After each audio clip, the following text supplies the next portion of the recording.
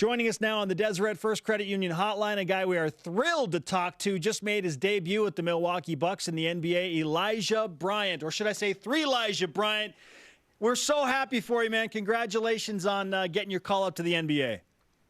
I appreciate it. Thank you, guys. How long has this whole thing been in the works from the time that you found out when you were playing with Maccabi that, a transition to Milwaukee might actually take place? I would say maybe a few weeks or so. I mean, there's a lot of moving parts that go on with something like this, just with, me still being under contract and stuff like that. But I kind of just let my agent focus on all that stuff and kind of get my family prepared for whatever we needed to, do. But yeah, it kind of unfolded fast, and living overseas, you're packed up in 10 bags. So it's not something easy for us to kind of just throw everything in the suitcase and get going. So I had to kind of prepare my wife to be ready. But living overseas, certainly a unique situation. You guys have been awesome about your YouTube videos, and you kept your social media up for a long time.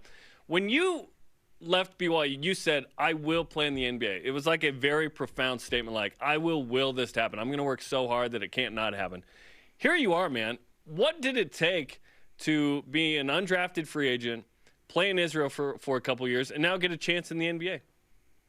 I think everyone's path's different. I think too many people get caught up in rankings and their draft stock and all that stuff, and forget that the hardest part is just, being able to overcome adversity. And I think I've done really well at that, and understanding that I'm in it for the long run, So I think when I made that statement, it wasn't that, I'm going to get drafted, or, I'm going to be the best player in the first year and then go. My time is coming. Like I was telling,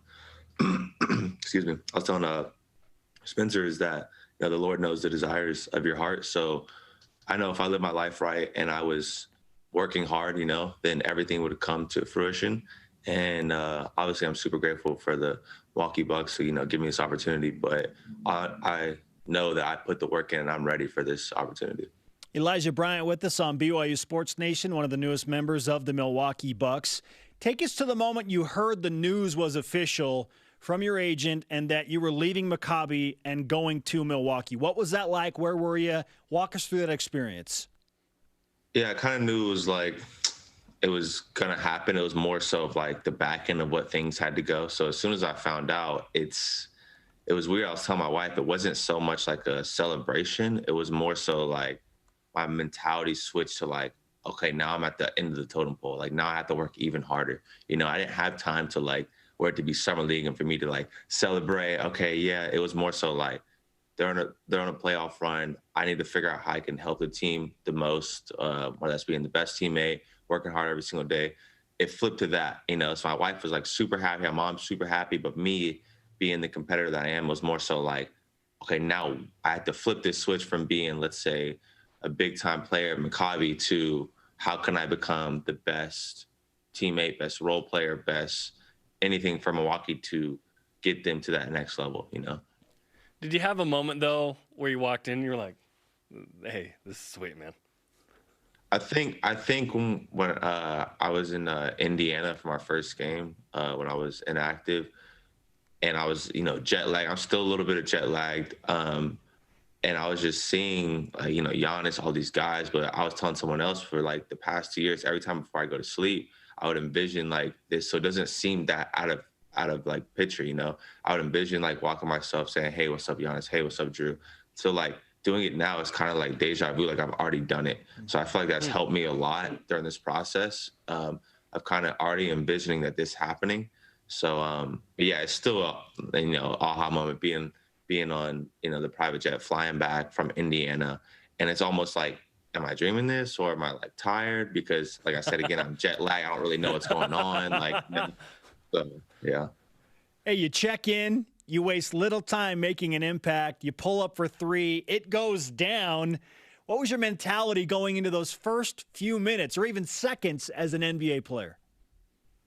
I think for me is I don't feel like I need to change my game. It's got me here. I've worked hard to get here, and I think the biggest thing is understanding that at the end of the day, everyone on the court puts their shorts on the same way I put mine on, and it's a basketball. So, like, there's no reason I should be nervous to play basketball. I mean, the best players in the world miss shots. So if I had an open shot, I told her it's going up as soon as I touch it.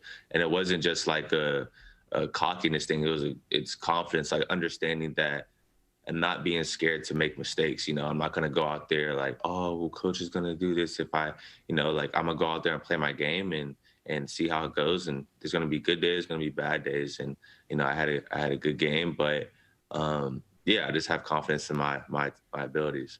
So when you put on your shorts, are you a left leg first or a right leg first guy? Yeah, I don't get into any of all that. I just put it on. 2 feet at a time, you just jump in. Jump in. The Bucks make sense given that you played for them a couple years ago in the summer league and had a 31-point game. We remember that. Was there a connection after that where they were still interested in kind of watching you at that point? Were other teams in the mix? Yeah, for sure. I think that game definitely helped. And then going into EuroLeague's obviously a high level of basketball, and there's a lot of high level players over there, and they've kept an eye on me, and other teams have come into the mix. But in terms of, I wanted it to be the right opportunity, right fit, and I feel like this is a great opportunity for me, not just because of like Milwaukee being the team I played for. I tell people this all the time. I think the way they run the organization here and the people they have running the organization are, high level people. And if it wasn't basketball, they'd be running some high level company, just the way they treat people and make you feel and stuff like that. Obviously, the Milwaukee Bucks have some very high-level players, constant MVP candidate in Giannis Antetokounmpo. So we kind of wanted to know, what was the first thing that was said between you guys when you got into the locker room?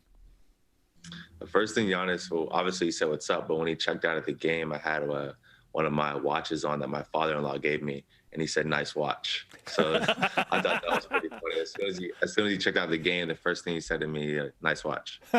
That's pretty awesome. And Giannis actually does have a BYU connection, not only with you, but Craig Manning, who's a sports psychologist and mental strength coach at BYU, actually consults with Giannis regularly. So there is a fun BYU connection there. We did want to ask about Sam Merrill as well, obviously another member of the Church of Jesus Christ of Latter-day Saints, Utah State guy. You guys played in a game against each other. What's that conversation been like with Sam? No, it's been super helpful for me, helped me out there in the game. I don't know if you guys saw, I'm still learning the plays on the fly. So he's been super helpful, and, it's kind of nice kind of knowing someone coming in and kind of helping me through, the transition.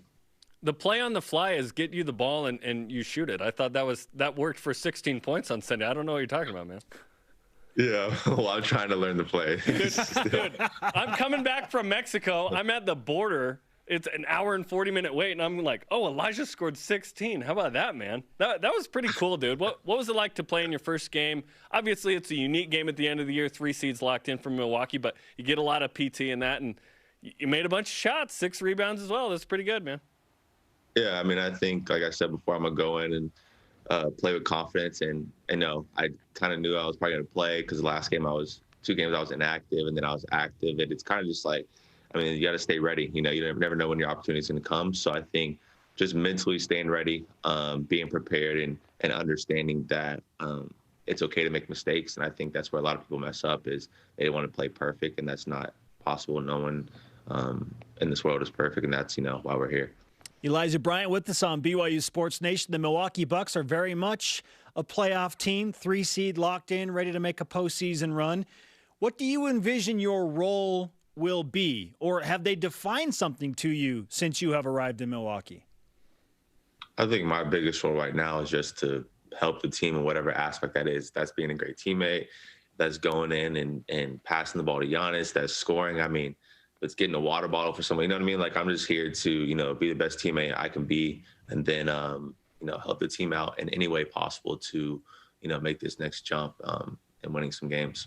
Give us a sense of some of the experiences you have had in Israel as a player in a foreign country, EuroLeague as well. You play at a super high level, that have helped you prepare you for a situation, not only the regular season of the NBA, but now you jump into game 1 against the Heat on Saturday. I think for me, like playing in EuroLeague, just with the crazy fans, coaches screaming, allows the game to really slow down, for me. In terms of, playing in the NBA, there's not screaming fans like there are, overseas. And it's not more so like coaches don't scream at players in terms of, like coaching styles here. So it's kind of prepared me for the chaos, but there's not as much chaos in the NBA, you know. So I think Maccabi did a great job of preparing me for this opportunity. Israel was essentially your mission, right? You go to a foreign country, you don't speak the language, it's different food, but you got to play basketball, and you were married. But yeah, that was like your mission. Welcome back to the land of English and American food, man. Exactly. Yeah, it was a great time there. I love the people there. The culture. I always tell people that the Jewish culture is very similar to our culture in terms of family with Shabbat and stuff like that. They value family a lot. So I'm really grateful for Israel for sure. Understandably, the political unrest in Israel and what's going on over there is a very scary and in many ways frightening situation. How were you handling that, trying to transition back to the NBA while paying attention to what was happening in the country? I think obviously for me, it's a long history of what they've been going through, and I don't know exactly all the history, but I do know. I just pray for peace for both sides. I don't really take a stand on either side. I do know more about the Israeli side just being there. My teammates still there, but I think it's an unfortunate situation, and I hope they can come to some sort of peace agreement. Related to basketball in Israel, what you talked about some of the crazy experiences you've had. What were some funny or interesting experiences where you thought, oh, that's unique, I've never done that before?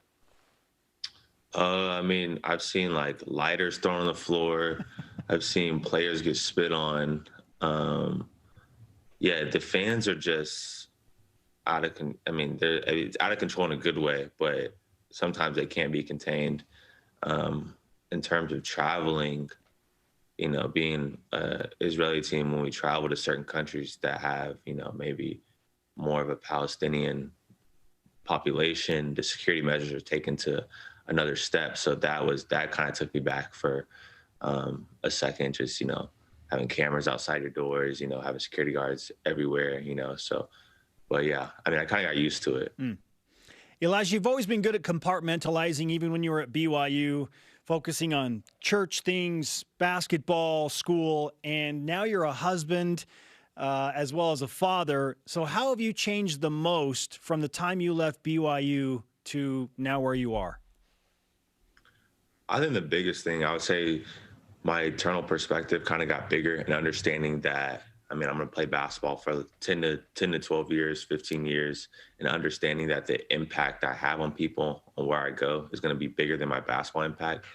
And I've kind of understand this, platform is for me to bring, more people unto Christ and stuff like that. And then I was telling Spencer earlier, just if I have a bad game and then I come home and see my wife and son, it kind of puts everything in perspective. It's a game, but I think that's kind of how I changed the most. And that allows me to actually be better at my job. I feel like, I'm not as stressed if I miss a shot. I'm not as stressed if I have a bad game, and understand that, I'm in it for the long run.